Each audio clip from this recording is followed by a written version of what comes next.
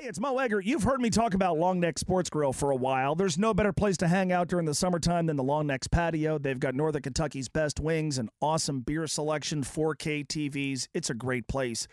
But have you ever thought how cool it would be to have a Long Neck's in your neighborhood? Well, your chance is here. Check out the franchise opportunities by going to longnecksportsgrillfranchise.com. That's longnecksportsgrillfranchise.com. Long Neck Sports Grill. Stay long. Come often. We do this every week. We talk injuries with one of the experts from OrthoCincy. OrthoCincy has specialists in locations across the tri-state, and they offer walk-in orthopedic urgent care during the week from 9 a.m. to 9 p.m. and on Saturday, 9 a.m. to 1 p.m. Learn more at OrthoCincy.com. That's OrthoCincy.com. Dr. Trevor Wilkes from OrthoCincy is with us. Unfortunately, we have 3 Reds starting pitchers to talk about. It feels like there's a lot of encouraging news related to Hunter Greene. He's had 3 MRIs. He's had inflammation. Nobody is talking surgery. In fact, the Reds are at least allowing for the possibility that he may still pitch in 2024. Start with the 3 MRIs. When they do those procedures, what are they looking for? Yeah, good questions. So, obviously, Reds fans are sort of on pins and needles about Hunter Greene's elbow. His history of the Tommy John surgery is obviously what makes everybody nervous. With the MRI, they are looking at the structural integrity of his elbow. So they're, looking at his ligament repair. They're trying to make sure he's not picked up cartilage damage over the years. And they can see some, extra things like inflammation and other things while they're there. The multiple MRIs probably indicate that the first MRI had some questions to it, and then they might have done a second one with what's called contrast or a dye, which can just make it a little bit easier to see stuff. But that's kind of the background on the MRIs. So you mentioned the word inflammation. And this is admittedly kind of a dumb question. Can you tell me what inflammation is and what bruising is as it relates to something like this? Yeah. So in common terms, and I think your question it's a good question because they get thrown around a lot. Now, bruising specifically, obviously, is referring to blood, right? So any kind of injury, ruptured blood vessels, localized bleeding. Inflammation being a different term for the process of think of them like little chemical messages in your body. Inflammation at its core can have good components to it. It's a part of how we heal. But oftentimes inflammation goes overboard. There's too much of it and it holds up our healing. So when people see like swelling, anytime that you've got anything that seems like swollen, irritable, these are just signs of inflammation. And you can see it on MRIs. As increased water or edema in the tissues. So obviously there's a few weeks left in the season. From a baseball perspective, the Reds have faded from contention.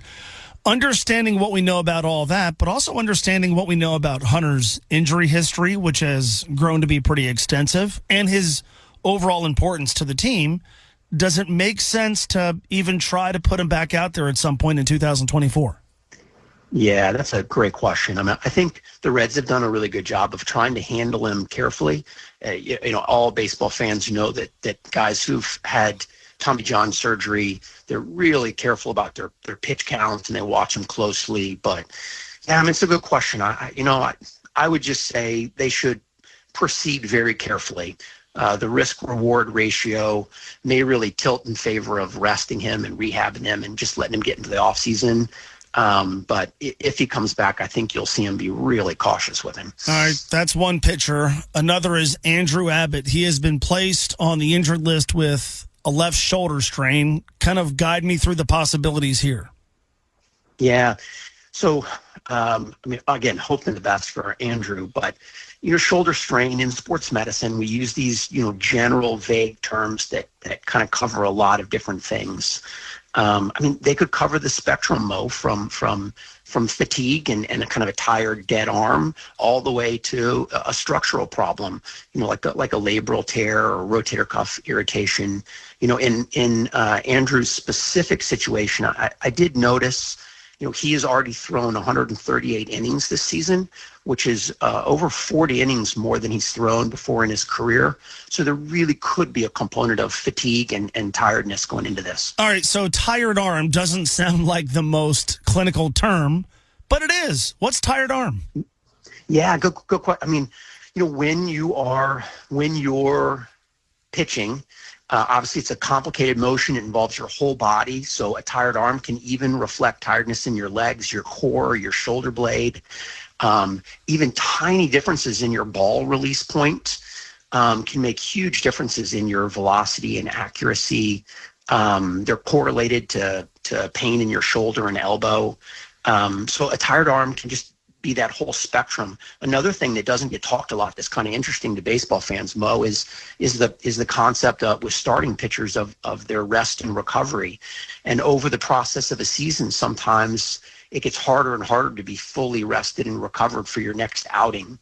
A lot of really interesting new research is looking at measurements of inflammation and muscle strength to try to objectively assess whether a pitcher is going to be ready for their next outing or they need another couple of days. But yeah, tired arm's a real thing, man. Dr. Trevor Wilkes from OrthoCincy. One more pitcher to talk about, Nick Lodolo. When he's been on the mound, he's often been quite good. He just hasn't been on the mound nearly enough. He's back on the injured list now with a strained finger. Maybe another dumb question. How does one strain a finger? Yeah, so, I mean, with pitchers, a lot of times, Mo, it's the tip of their finger, so the last little joint at the end of your finger, because it's so involved in spin, right, and curveballs and other things like that. Sometimes you can irritate or inflame the joint itself. You can actually strain the little collateral ligaments that stabilize the end of your finger. If you throw a lot of curveballs, the end of your middle finger can get pretty inflamed. So I'm thinking it may be something along those lines. Is this the sort of thing that we have to worry about long term?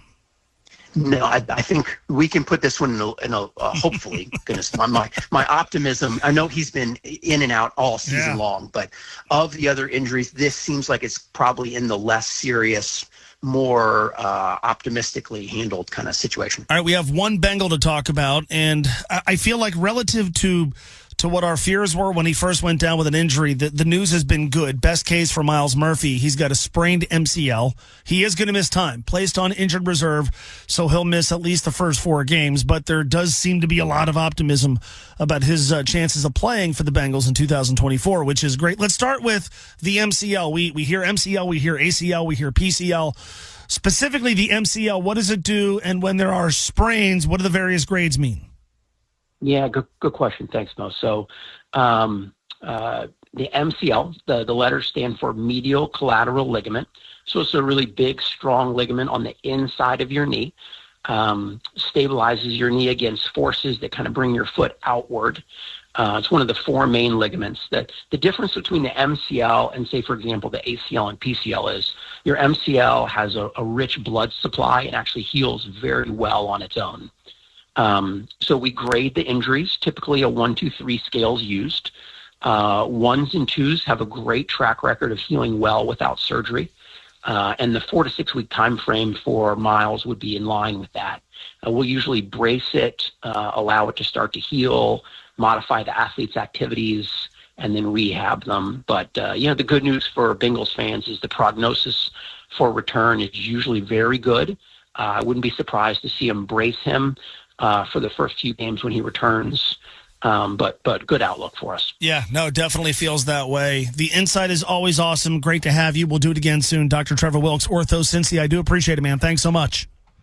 Thanks for having me. Much appreciated, Dr. Trevor Wilkes from OrthoCincy. Every week I say this, the great thing about the people at OrthoCincy is they've got specialists, including our friend Dr. Trevor Wilkes, and locations across the tri-state. This includes walk-in orthopedic urgent care weekdays 9 to 9, Saturdays 9 a.m. to 1 p.m. at both Edgewood and Anderson. Easier and cheaper than going to an ER whenever you have an urgent orthopedic injury. Go to where I took my daughter when she busted her foot about a year ago. OrthoCincy. That's OrthoCincy.com, OrthoCincy.com. Hey, it's Mo Egger. You've heard me talk about Long Neck Sports Grill for a while. There's no better place to hang out during the summertime than the Long Neck's patio. They've got Northern Kentucky's best wings, an awesome beer selection, 4K TVs. It's a great place. But have you ever thought how cool it would be to have a Long Neck's in your neighborhood? Well, your chance is here. Check out the franchise opportunities by going to longnecksportsgrillfranchise.com. That's longnecksportsgrillfranchise.com. Long Neck Sports Grill. Stay long. Come often.